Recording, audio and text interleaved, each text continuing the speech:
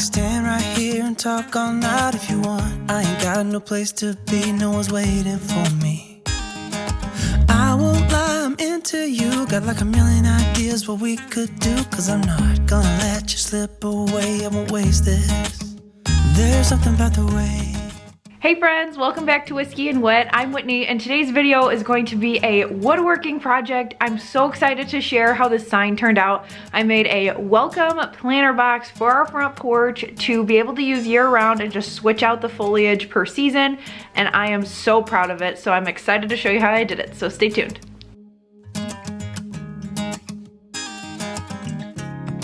So first, you're going to want to make sure you have all of your wood cut and ready to go. We ended up cutting this at our house, but you could have your person at Home Depot or your local hardware store cut them for you. So let's run through measurements. You're going to need a 1 by 12 by 8 foot pine board. You can get this at your hardware store for about $12. I'll link one down below. You're going to need one piece of your 1 by 12 cut to 48 inches, and then you're going to need 3 more squares cut 12 by 12 inches. Now, they're going to be called a 1 by 12, but it may be like 1 by 11 and a half inches, 11 and 3/4. So just make sure you cut those to be perfect squares. They're going to vary by the board. And then you're also going to need your border. This is optional, but I really like the framed out look. So you're going to need one piece at 12 inches or whatever that 12 inch ends up being for you, to go across the top of the board, and then I did 2 pieces at 36 inches for either side. So once you have everything cut, you're going to want to make sure everything's sanded down and ready to be stained, so Alex helped me with that portion. Then I stained every piece of wood, and I ended up using dark walnut by Minwax, but you could customize this for your style with any stain. You could also paint this. There are a lot of different options for whatever matches your decor. Now, if you've never stained a piece of wood before, I like to use an old t-shirt, and I just went through and rubbed it on each edge, and then you want to get rid of the excess. It's a little bit different than painting because you're going to put it on and then wipe it off, and then I let everything dry overnight. So then it was time to create my stencil for the back of the sign. And as you can remember, it was a 48-inch piece of wood. So I needed a stencil that was a little bit bigger than that.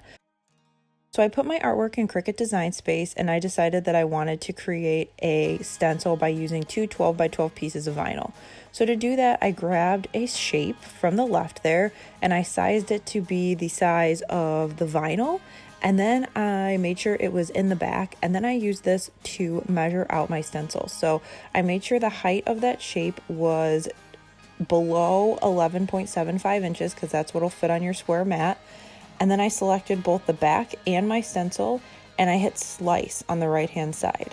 Once I hit that, I ended up having a few different pieces, but you can go through and remove the pieces that you don't need. So then that way you will be left with 2 pieces of the word welcome.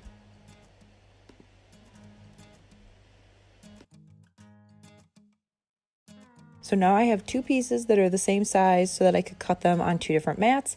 And also all of the artwork I created in Canva, I will link the welcome PNG down below, but then also be sure to check out my Canva tutorial video if you want to design your own.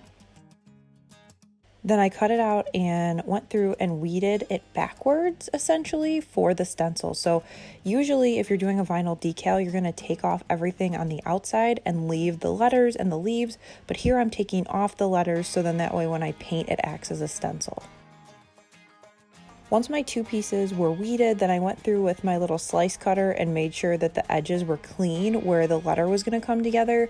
It happened to be right in half where the C came together in welcome, so I made sure I got a clean cut on there before I put my stencil together to put it on my sign.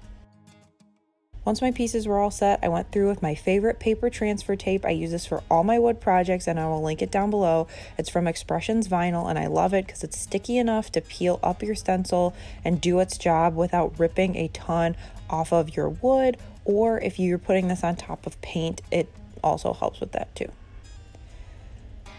So then once I lined up my 2 sheets with the transfer tape, I used one piece to kind of create a hinge there, so then everything was all hooked together, and I knew once I peeled off the back it was going to lay cleanly and it was going to lay straight and everything was going to work out for me, because that is super nerve-wracking when you're working with a big stencil. I tend to flip it over and stick it weird and it's just not good. So I just wanted to make sure that it was ready to go.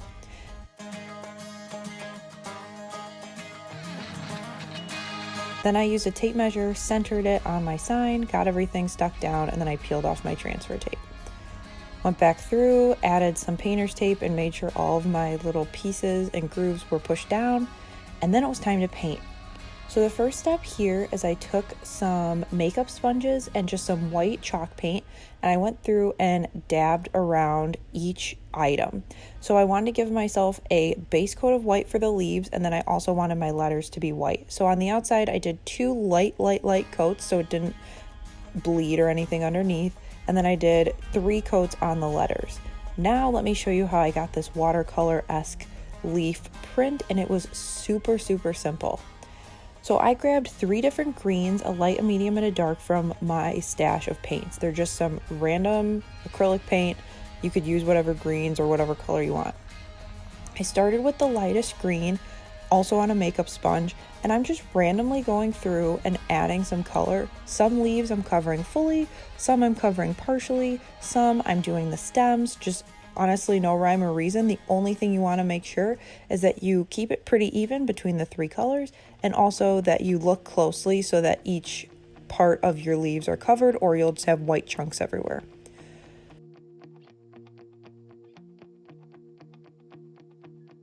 So here's what it looks like. You can see the stencil underneath, and you can see that it's kind of a random hodgepodge of the colors there, but that is how you get that beautiful look when you go to peel it off. So then I removed my painter's tape and I started to peel off my stencil. Now, a trick here that I always forget, I don't know why, I've been making signs for years and I always forget, but I want to remind you, is you want to pull your stencil not with the grain. So you want to pull essentially against the grain. So here my grain is up and down or vertically. So you want to pull essentially horizontally your stencil so it doesn't grab onto that and peel it. Now, that's not a foolproof way to do it, but I found it works way better if you pull against the grain. You're going to have way less issues. I pulled off a little bit. It has a rustic look. I'm not too sad about it, but that is a pro tip to keep in mind. So then I wanted to add a monogram to the front of the little planter box. So I did the same kind of style. I put a C, and then I also added those leaves, and then I went through with the exact same painting process so they matched.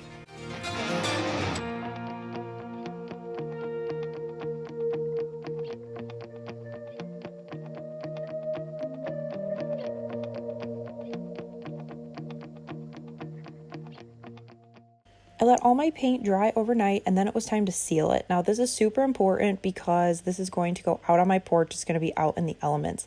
I'm not a huge sealer of indoor projects, but outside definitely. So I just used a water-based matte polyacrylic. I will leave a link down below. Went and sealed the entire thing, and then it was time to assemble, which is my favorite part. So step 1, I took the monogrammed piece and put it on the front of the 2 pieces for the box. Then I lined up the back of my box, and then I had something, you can't see it here because it's off camera, holding up the end of the sign, so then that way you could get it straight. And I used probably 5 nails on either side from my nail gun to make sure that this thing was solid and it was not going anywhere. You could also, if you want to, use a pocket hole system for this, but the nail gun worked just fine. Once that was all set, then I went through and added my pieces for my border, so the 12-inch or so on the top, and then my 2 pieces on either side. Now you could have this go all the way to the bottom, but I just measured it so it stopped at the top of the box. I figured that my plant would cover it anyway. The last step is to add it to your porch. I added a mum that I got for super cheap from Walmart, and I am loving how this turned out. Like I said at the beginning, I'm so proud of this. I really wanted something that I could do myself, but that gave it kind of a really high-end look. I love the watercolor type laurels on here. The green color is perfect. It's great for every season. And I really am so happy the few times I get out of my house when I pull back into our driveway to see this on our front porch. Thanks so much for watching. Be sure to hit subscribe down below so you don't miss a future Whiskey and Whit video, and give this video a thumbs up if you are enjoying the wood projects, because I know I am. Thanks for watching, and I'll catch you in the next one. Bye!